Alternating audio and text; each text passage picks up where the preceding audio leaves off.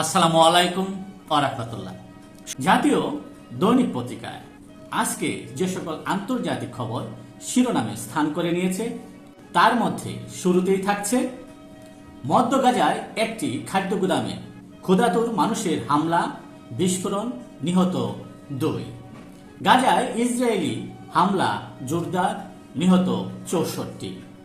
ফিলিস্তিনে অবস্থিত পশ্চিম তীরে বড় পরিসরে বসতি স্থাপনের ঘোষণা ইসরায়েলের।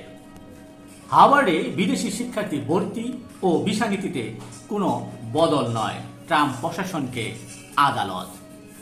চীনা শিক্ষার্থীদের ভিসা বাতিলের সিদ্ধান্ত। ইস্তাম্বুলে ফের আলোচনায় বসার প্রস্তাব রাশিয়ার। পুতিনের শান্তির শর্তে নেটোর সম্প্রসারণ বন্ধের দাবি। কানাডায় ভয়াবহ দাবানল, ম্যানিটোবায় জরুরি অবস্থা জারি করা হয়েছে।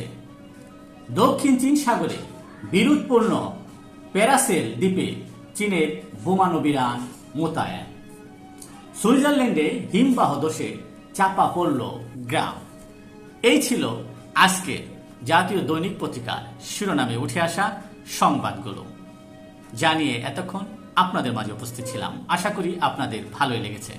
সার্বিক খবরের বিবেচনায় যদি আপনাদের কোনো অভিমত, অভিব্যক্তি, সমালোচনা কিংবা কোনো পরামর্শ থেকে থাকে তাহলে অবশ্যই কমেন্টসে জানাবেন।